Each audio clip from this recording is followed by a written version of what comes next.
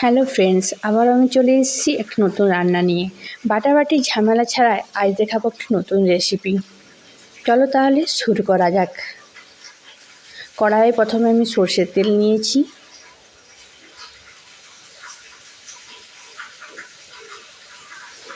পাঁচ ফোড়ন, পেঁয়াজ একটা। পেঁয়াজটা আমি ভালোভাবে ভেজে নেব। দেখুন বন্ধুরা, আমার কিন্তু অনেকটা ভাজা হয়ে গেছে। এবারে আমি একে একে কিছু সবজি দিয়ে দেব।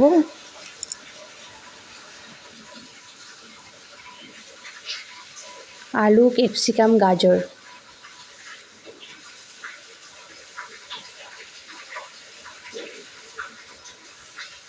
সবগুলো একসাথে ভেজে নেব।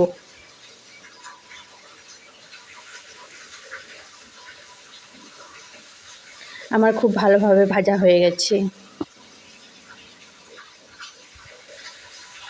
এর মধ্যে দিয়ে দিলাম সমস্ত সবজি, ঝিঙে, বরবটি, বেগুন।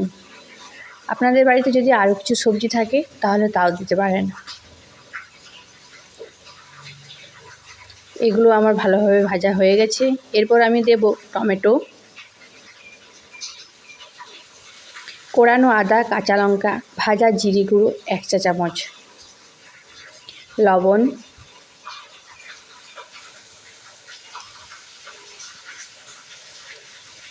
হলুদ,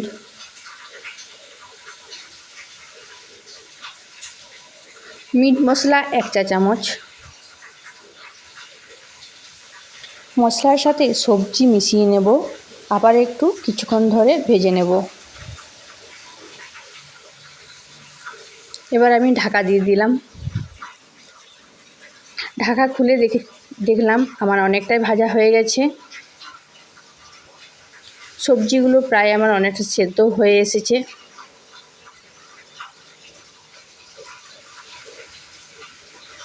আবারও আমি ঢাকা দিয়ে কিছুক্ষণ হতে দেব।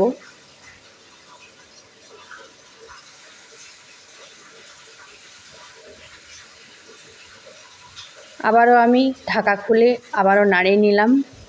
আপনারা চাইলে এভাবেই শুকনো শুকনো রুটি বা পরোটার সাথে খেতে পারেন। আমি এখানে 2 কাপ জল দিয়ে দিলাম।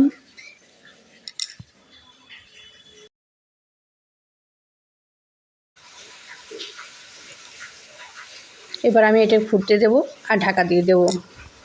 রেসিপিটি যদি ভালো লেগে থাকে তাহলে অবশ্যই লাইক, কমেন্ট, শেয়ার করে দেবেন, আর অবশ্যই চ্যানেলটি আমার সাবস্ক্রাইব করে দেবেন। ধন্যবাদ।